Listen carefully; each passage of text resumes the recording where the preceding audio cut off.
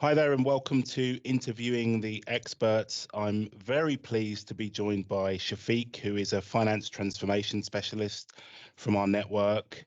So before I introduce Shafique, I'm just going to tell you a little bit about me. So my name's Joel Kirkland. I'm Managing Director of Focus on Workday and Focus on SAP.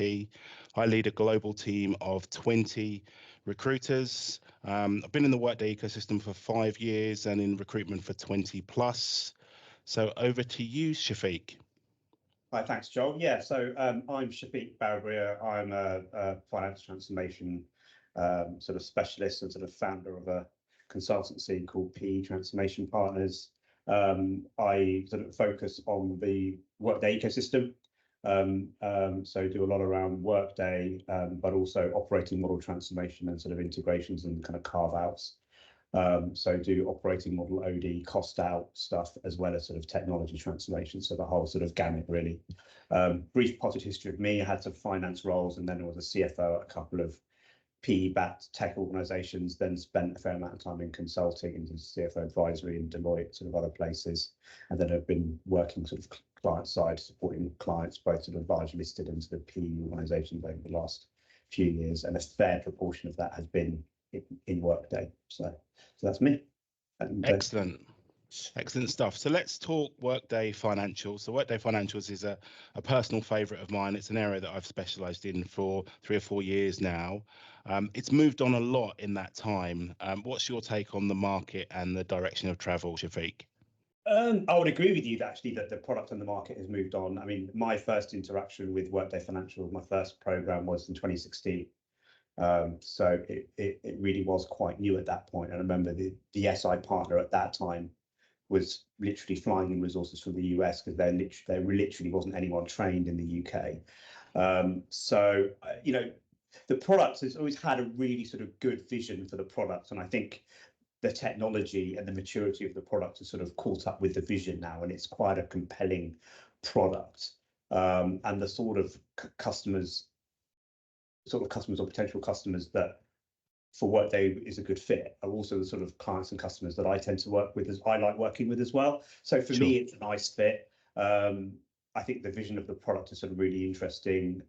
You know, it's got more and more market presence. It's always had more penetration in the US versus EMEA in the UK, but I think that is beginning to change.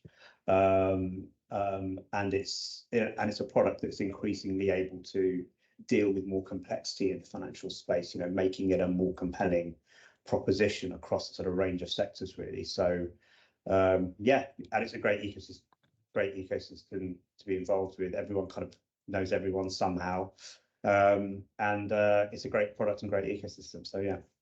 Yeah, absolutely concur. It's grown massively. I mean, yeah, flying in resources from the US, that's really interesting. You know, there's a lot more resources now available.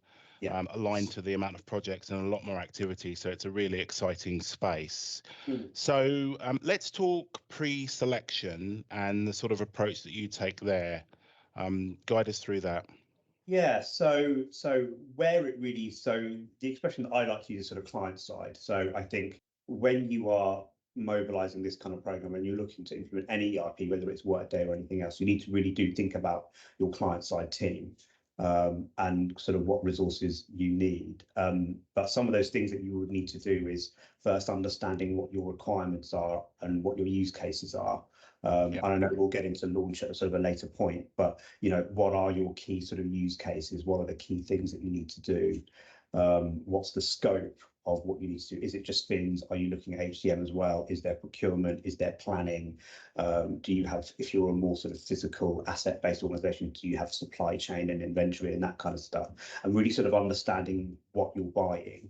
And then the other thing is like the vision for the future, right? Because typically when you were buying these products, ERP products, you're basically supporting the backbone of the organization for the medium and long term, right? So you're not buying for who you are now, you're buying for who you might be in 5, maybe even 10 years time. And therefore, you know, what is your product complexity and your business model going to look like geographically? Where are you going to be? What's your operating model going to be? So these things are all important, and all these things go into sort of framing the scope. then I think then it's about getting into a level of detail in terms of some of those requirements to work out, where are you happy to take sort of standard? So, Okay. purchase to pay and paying sort of third-party supplier invoices typically is an area where, okay, there can be some complexities, but paying an invoice is paying an invoice, so you should be able to take standard. And certainly if you're scaling, you should be looking at standard. However, you might look at, for example, revenue recognition or cost savings where you've got particular products that can typically be an area of complexity for Fins. So for example, Sure. looking at things from that point of view, but then also looking at things from a technology point of view. So it's easy to focus on the functional side. You also need to focus on the technology side. Are there source systems? Are there other third-party or in-house applications that you need to integrate with? What are the data flows? Clients should be looking at this opportunity to be looking at a target state, architecture that Workday is going to drop into, and what does that look like? And there's a level of pre-work that in terms of those elements that is work through in order to run a good selection process. I mean, I've supported a number of clients, whether it's sort of, FTSE listed, large multinational sort of retailers or telecoms organizations, right through to, PE-backed organizations, supported a number of those things, but it sort of really pays dividends. Planning up front really pays dividends later on. 100%. Yeah, makes having sense. experienced client-side resources, whether that's it. If you've got in-house people, great, and some organizations do. But if you don't, bringing those people in and have those people working alongside your team to upskill them and getting these things over the line is sort of really important, I think. Yep, no, agreed, 100%. So, okay, so all has gone well. Pre-selection, you've selected Workday Financials. Now you need to get into the nitty-gritty. Talk us through how you would stand up the program and the key aspects of that. So in terms of how you would stand up the program, you would firstly want to look at the sort of implementation, sort of partner selection. Yep. And sort of, what your resourcing model is. There are SIs, but then you've got the contractor side as well, and then you've got in-house resources. So you need to look at that. You need to look at that piece. There's the business case. So making sure you've got a business case, you've got a vision for the program, you've got a clear set of objectives that match to the scope. And then you've got a business case that lines up to the resources that you need. Also, in terms of the Workday licensing, so you need to get the Workday licensing conversations over the line, and that's where some third-party help can also help there, because you have an understanding of where you can push, Workday or whoever the vendor is, pushing them in terms of, what you can negotiate on and what you can't, and what would represent a good deal and what doesn't represent such a good deal. Sure. That's important. I mean, other elements is to continue to work through that tech piece. So, in terms of the integrations and things like that, data is always a big area. The one thing that I always look to do on these programs is look to get data started sort of ASAP. So even when you're right at the beginning and you're doing the selection process, you can kick off the data at that point, because you do need to give a bit of an insight in terms of what the data is going to be like anyway. So getting the data piece up and running is important. Getting as much detail as you can on the functional side is important. What reporting needs to take place, etc., etc. These are all the sort of pre-work kind of activities, really. Gotcha. Yeah. Makes sense. Yeah. So broadly speaking, then, give us your take on the value of kind of bringing someone like you in, a subject matter expert who's led finance transformations. I think the value of bringing someone like myself in is I've got experience of having done it multiple times. And so, not every transformation is perfect. So some things you look back and go, oh, that bit went well, maybe that bit didn't go so well. And the benefit of bringing in someone experienced is that, they've taken those learnings and they've built up that experience, and you're getting a bit more of a more robust sort of delivery versus someone who's done it first time. Because these transformations, they are quite complex. There is quite a lot of moving parts. You are dealing with a lot of people complexities as well, and people who have been through that. I think that's very valuable. Also, to bring someone like myself in, for example, people like myself know the product fairly well, know what it can do, but also what it can't do. Also got a good understanding of the implementation partner kind of market.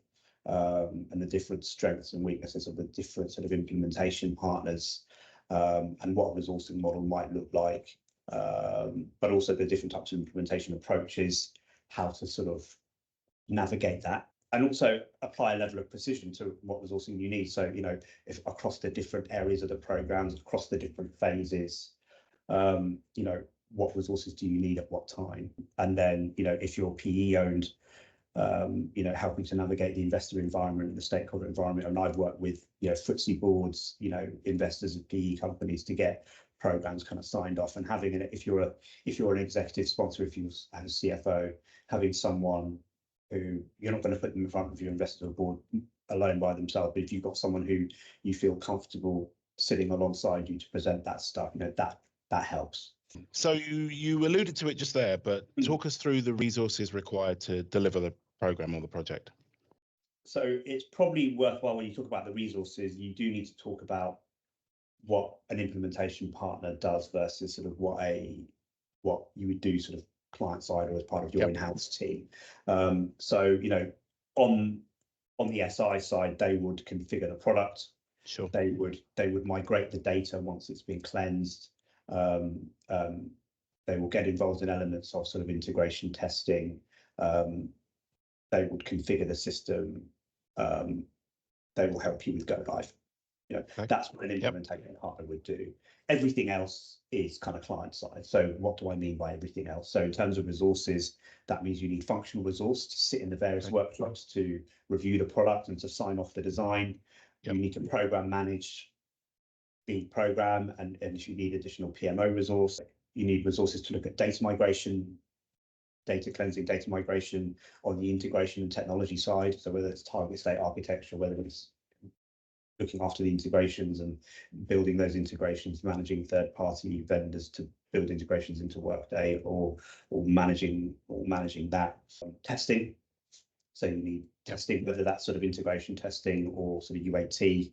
You need resources who can look at that. And lastly, but no means least, on the change side. Sure. So you're implementing a new product with sort of new processes, new ways of working. People might be feeling a bit uncertain about the future, what it might mean about their role. People might have been in their comfort zone before and entering a new world. Typically, some of these things can, when you're looking at Workday, can sit alongside broader transformation in terms of the organisation and the model around finance. So change is important. So those are the sort of I guess 6 buckets of resources that you sort of need, really. Yeah, excellent. And then moving through to cutover, go live, and post go live, what are the key considerations at that stage? So, I mean, in terms of cutover, I think, a lot of what constitutes success is all the work that you do leading up to that point. Sure. So things like the data, making sure that you've got robust processes around cleansing data, that when you do the various uploads of the data cycles, that is conducted properly, that is signed off properly, so that when you migrate data into go live, it's smooth and slick. That you've got the right governance and right process, but also you've got the right people allocated for it. Having dedicated resource to manage cutover, both from a technical point of view and a business point of view, because the SI will be all over the technical stuff.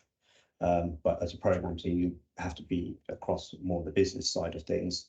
Making sure the team are available, and making sure that there's a plan, there's a level of detail and precision in that plan is sort of important.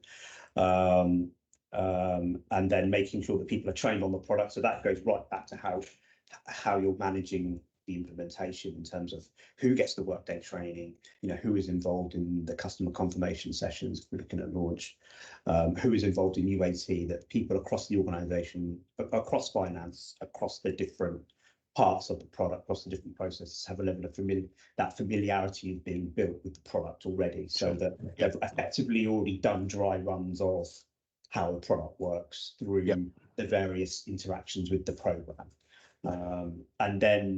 And then once you do that, then hopefully cutover can be as smooth as it can be. The other thing I'd mention actually in terms of cutover is stepping back before you sort of get into too much detail, is look at the timing and say, what's the right time to do the cutover. So for example, year end for a finance team, probably not the right time. Typically what can be a good time is sort of, period 1, period 2 of the financial year, where if you go live, let's say period 1, I don't know, take for example January, for example, if there are issues, you've got a bit of time to catch up before you've got your sort of quarterly reporting. And inevitably, there is a bit of an element of people getting used to the product, and so the service levels can drop a little bit, before they sort of get back up. But then what will quickly happen with the automated processes, etc., and all the clean data, touch wood, hopefully, that you have in the system, is that your service levels very much start to exceed what you had previously fairly quickly, if it's sort of managed correct. Good. So cutover goes smoothly and you're live. Talk us through the landscape after live. What should you be thinking about? Yeah, so when you go live, you won't go live necessarily with everything 100% that you want. You're always on a continuous journey to maximize the product, maximize the functionality, maximize your use of it. So you'll always be looking at, as you go live with the product, across the different parts of the system, across the different modules, there'll be areas where you can improve, and you'll be looking at whether it's the workflow, whether it's the validations, whether it's the standard reporting, whether it's, I don't know, the collections processes, or kind of whatever they are.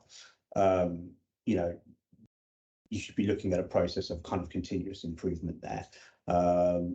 So that's sort of one aspect. The other aspect is if you are deploying with launch, you are taking a standard product, and then over time you'll see, oh, actually, I don't know, if you take, for example, customer collections, launch has one standard customer collections process is standard with launch, but you might say, oh, actually, we need something different, I don't know, whatever it is, in the US versus in the UK, for example. So you might say, oh, let's build out a separate collections process for the US, and you can improve functionality as well.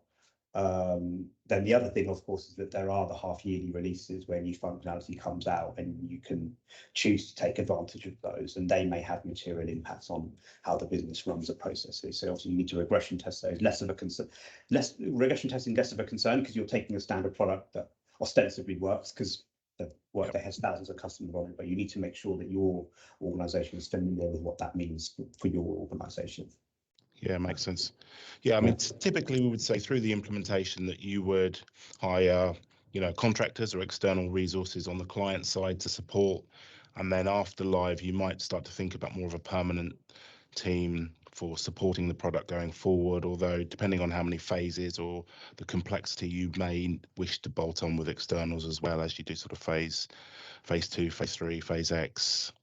Yeah, no, I think that's right. And I think the other thing about the Workday ecosystem is that resources are quite limited. It is quite stretched, so it really helps to work with an experienced kind of recruitment partner who has an eye on all those different areas we talked about earlier, in terms of different resources, that they've got a good handle on what resources are available, and not just that they can send you shortlists, but they can send you shortlists and they've got an idea of those people, their individuals, and how strong or not that they might be, and having a good partner who you can work with on that resourcing side is very important, both in the program where you might recruit interim, but as you say, looking at an eye place go live with that permanent team that you'll need to have in place, and have an eye on both those things.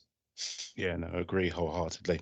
Yeah, good stuff. So what are the headlines from your side then, in terms of gearing up for a successful implementation overall? What do you need to do? In terms of gearing up for a successful implementation, I think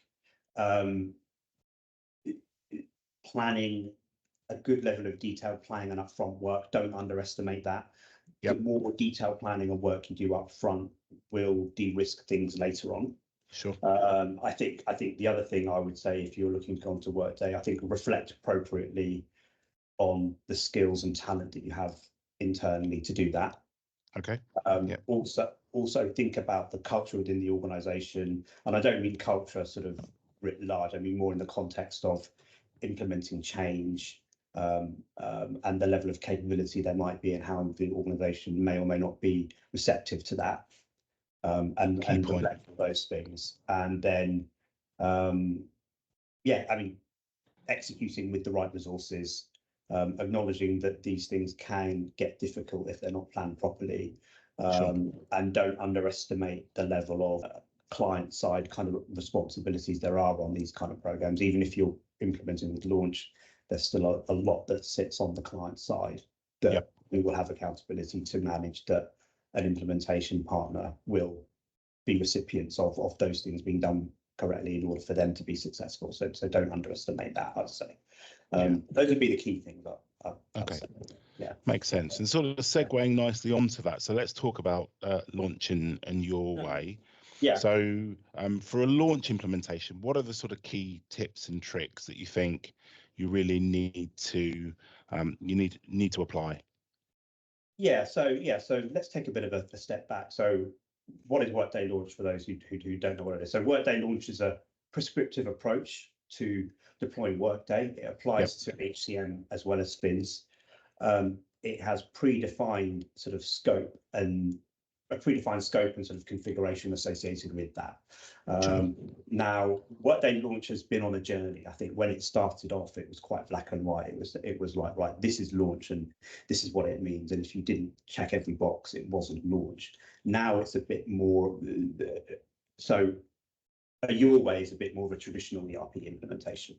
Okay. So your way is where you can go through the various scope items, and there's much more variability in terms of the various scope items. You don't necessarily have to take a pre-configured product. What clients and customers can do now is actually look at that standard launch and actually depart from it in specific areas where they might need to. So it might be around the number of entities you have, or the number of bank accounts that you have, or the number of localizations, or multi-book accounting, or whatever it is. You can depart from launch in specific areas and still retain the bulk of launch. Yep. So it's quite an attractive proposition, because there will be some areas where typically what happens with financial is there's always a level of customization, because each business is different, their business model is different, the products they sell are different, and therefore how they might recognize revenue, for example, typically that's an area where there's a lot of, and the accounting side is, an area where there is typically a level of bespokeness from customer to customer. So it is compelling. And there is a bit of a pick and mix there. You make that, going back to what we were talking about before, bringing in the right resource who can help you to analyze your business from a functional perspective and technical perspective, and navigate that so that you can make sure you're picking the right items from the right menus, so to speak. Makes sense. No, I agree. Interestingly enough, what we find is that from a resource perspective for launch, that we typically would provide all-rounders to clients.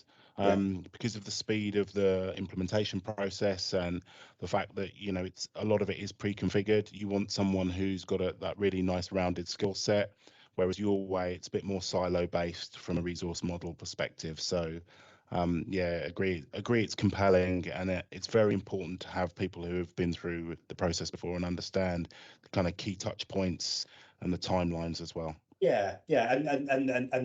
And the other thing I would say is, don't underestimate, even if you're going for a launch implementation, you still need functional resources on your side to be able to translate, what that standard process would mean for your business, to be able to talk to your finance team and sort of understand what those processes mean for them, so that when you go live, there's a process that people kind of understand. Don't underestimate having some experienced functional resources on your side. The ROI on that kind of resource within a program is pretty high and fairly immediate, I would say. So don't underestimate that. Even if you go with launch and you bring in an SI who implement a standard product, don't underestimate that. Got it. Okay. And let's talk your way. Give us your view on that. What's the best way of approaching it? As you said before, Joel, it's a much more siloed approach. So whether it's record to report, purchase to pay, order to cash, it's a much more of a ground up view in terms of what the requirements are and what the process needs to look like. And then, a longer design phase, and therefore, it's an elongated timescale to implementation. But I think the thing to sort of really to think about if you're an organisation thinking about this is, what sort of size of organisation are you? What level of complexity do you have? Where do you truly have bespoke requirements that require you to build something from the ground up, or can you take something standard? So a good example that I always like to use in this example is, the purchase to pay and paying invoices. Are you of a size and scale where you really do need something bespoke, or can you take standard off the shelf? Most of the time it is about off the shelf. So, sure. I would say that my advice would be to look at the different functional areas and sort of understand and have a good point of view in terms of, do you need to go your way or not? Because typically, some of the complexities in terms of how the processes need to look may dictate going down the your way route, but you can still pick and mix. You don't have to go all your way or all launch. You can pick and mix. And that's where having someone sort of, experience, someone like myself, with an experienced team around them can help you kind of navigate that. Yeah, makes sense. So, amazing insight into implementation and beyond. Let's talk about the future. So, what's your view on where the market is heading and the product? Be great to get your take on kind of what's next for Workday Fins. Yeah, so the vision for the product has always been a great vision for the product, something that's really resonated, and I think provided you get all the bells and whistles working, it's a very compelling product. And I think what we're going to continue to see is Workday increasingly taking more and more share kind of in the market, in sort of large enterprise, but also medium enterprise. I think clearly the economy, we all know that in 2024 the economy is still a bit soft. The long term, I guess, prognosis for interest rates is on a downward trajectory. So we would hope coming out of 2024, back into 2024 into 2025, I think we are going to see a lot of growth in the market as a whole, but also Workday's place within that market is going to grow. And Workday obviously have more penetration in the US versus EMEA in the UK, and I think we're going to see that start to get addressed, I think. Okay.